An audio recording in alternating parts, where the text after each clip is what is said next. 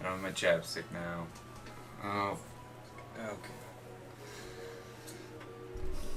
What's going on, pretty people? This is Pretty Boy King here, coach of your Toronto Staraptors, commissioner of the NPL, and host of this lovely channel.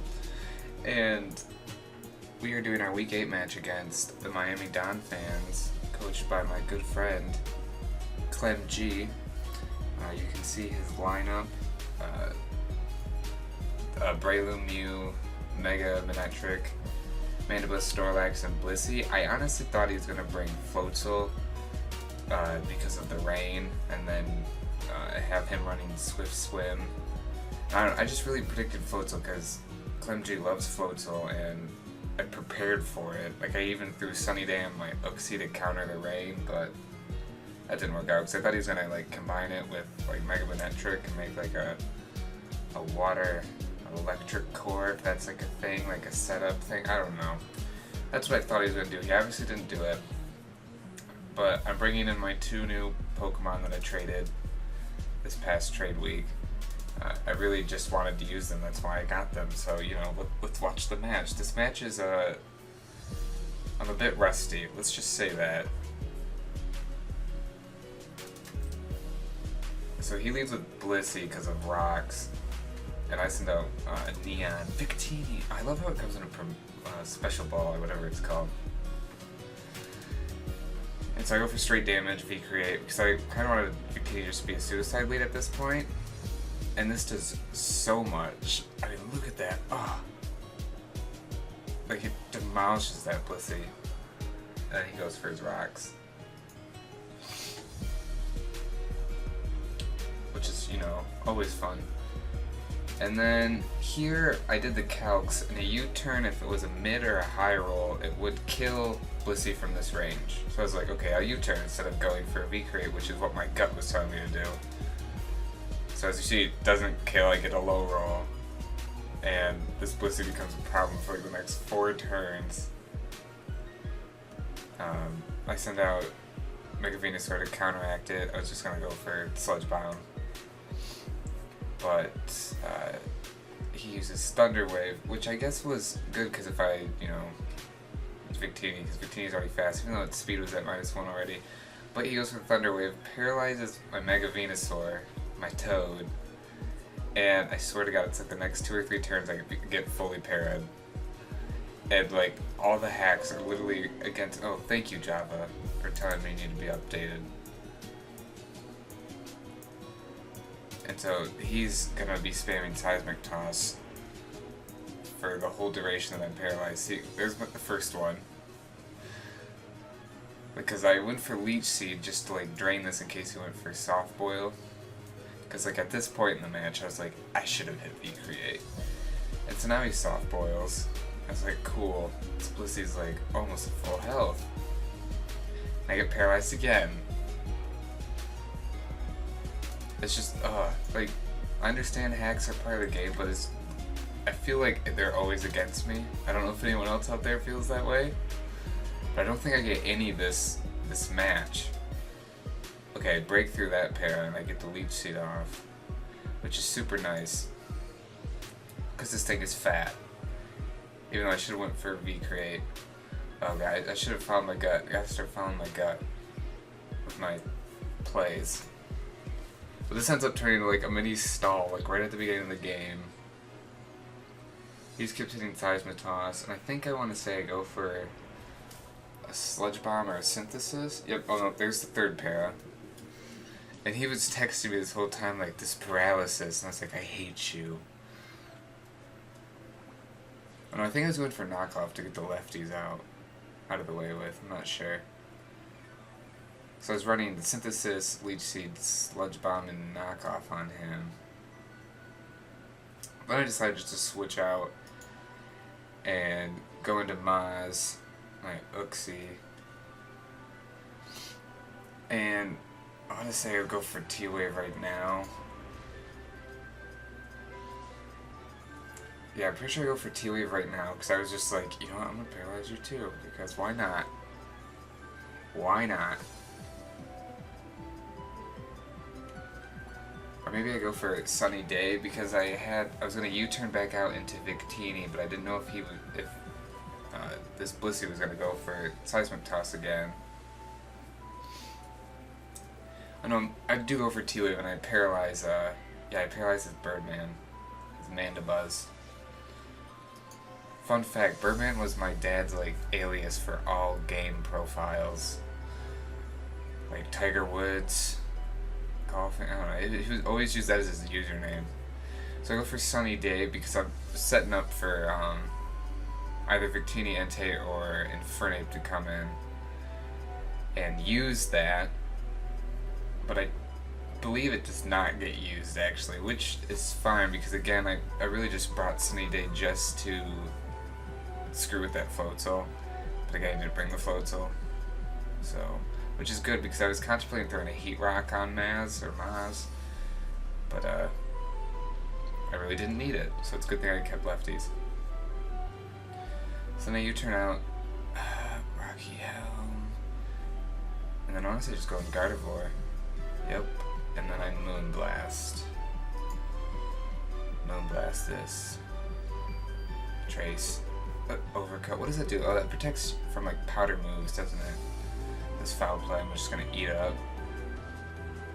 Look at that. Oh, yum for breakfast. This Moonblast, one shots, boom. Well, not really one shots because it was already low, but it would have. I mean, it was a crit. That crit didn't matter. You're getting hit by a stab Moonblast and you don't resist it. You're dying. From a Gardevoir nonetheless. Okay, so this Snorlax, I knew it was Curse, so I go out into Zaboomafoo, my Infernape. He's in a Curse. I mean, it's obvious. I feel like that's the only thing you can do with Snorlax, besides, like, Rest Talk. But that's just my opinion. And I use Fake Out, because why not?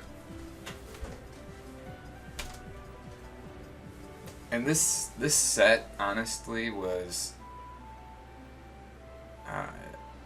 and this I went for a Mach Punch. I should have just went for Close Combat. Because it would have killed this Blissey, but the Mach Punch, I mean, look at that damage. It's not going to live another one, so I just go for another Mach Punch. Which is actually like a safer, like the better play because none of my stats get lowered. At all. But Infernape is power. I wish I would have drafted him earlier. Or like in the first draft. He's really good. And then he has that sweet fire hair. Look at that. Oh. Whoosh, whoosh, whoosh. I really wish... Can Infernape learn U-turn? Should probably know this. And I go into Uxie because I knew he was going to go for Psychic. Take that Psychic. I'm going to take it like a champ. Uxie's just so fat. And, I mean, look how skinny it is. It's just so fat. And then I believe I just go for a T-Wave and then a U-turn. Because once I saw that like, I had a feeling it was Nasty Plot. I remember Clem talking about it a while back. So I didn't know if it was like a special sweeper. Usually you don't run Mew as that, but I don't know. Clem runs interesting sets. So I go for the T-Wave because I knew Mew had Synchronize and I was already poisoned, so I wouldn't get paralyzed. Which I guess is like the only positive reason to be poisoned. And then U-turn does a nice chunko damage. That does like almost half. Oh, it was a crit, that's why. I guess I got 2 crits, but I mean 3. I feel like fully para is worse than a crit, in my opinion. And so I send out Victini on the chance that he'll get fully parried, and he did actually. So I just go for a V-Create because and it kills anything it touches. So, I mean, just look at that power. Yeah, get out of here, Bubbles. Get out of here. I really just wish it. I feel V-Create's like the close combat fire moves. And I don't like how it lowers the stats, but I mean, I guess you got to if it's that powerful. And then I think at this point I just was like, I'm just gonna, you're gonna die, Victini. Because I wanted to get a 6-0, but I was like, at this point, nah, better play it safe. And so I just want to keep spamming V-Create. I mean, it does a nice chunk on Snorlax, and then its Body Slam just destroys me. I mean, you're literally taking how much does Snorlax weigh and then jumping on a Victini. That's cruel. That's messed up. And plus, it, provides a safe switch into Infernape, letting Victini die, and then close combat just destroys him. Goodbye, Precious. Goodbye. Oh, he just falls over. I don't know if it was like right here. Oh, no. Was it? No, it was like right here. I thought I outsped this Manectric because speed is the next turn when you Mega Evolve. And I thought I outsped, like, damage calc was like, you outspeed. And so I just, went for close combat. But no, it didn't outspeed, so I should just went for Mach Punch. But, I mean, you're learning, and then I'm like, okay, I did calcs, okay, Entei, Sacred Fire, one-shots this. I'm like, Entei, this is your job, this is what you're made for sweeping. You just come to and wreck shit. And so he uses Thunderbolt. I live it, I'm like, that's fine. Sacred Fire avoids it. He misses. His accuracy is impeccable. It's shit is what it is. It's garbage. I was so pissed. Because then I had to switch into Uxie. Let Uxie die so I can come in with Gardevoir and use a Healing Wish to bring my Venusaur back to full health and get rid of its paralyzation. So I had to sacrifice 2 Pokemon, all because Entei fucked up. All because Entei fucked up. So I used Healing Wish because I'm Scarf, so I knew I was going to be faster. And then I thought, when I did this, because I knew it was risky, I thought the Thunderbolt would go on to Venusaur, because I thought Healing Wish would act like U-turn, but it doesn't, so I was like, thank God, now I know that for future use. So I go into Toad, take Stealth Rock damage. Oh no, he actually doesn't take Stealth Rock damage? Oh, that's nice to know. I think he takes it after the Healing Wish. That's interesting. That's good to know, because I've never used it this season. I've always had it, but as you see, I take that Flamethrower like a champ and then just Sludge Bomb for days. Okay, so that's, it's 2-hit, and Venusaur just Sludge Bombs, and at this point I was like, oh, thank God. That I was able to recover. Mega Venusaur coming in. MVP, yo, MVP. And then he sends out his Breloom. And then this is where things get kind of dicey because I was just going to spam Sludge Bombs. And actually, I think I did Synthesis so I could be at full health because Breloom, is Breloom and can pack a punch. So he SDs, and I was like, that's fine, I can live, I'm at full health now. I can live a hit.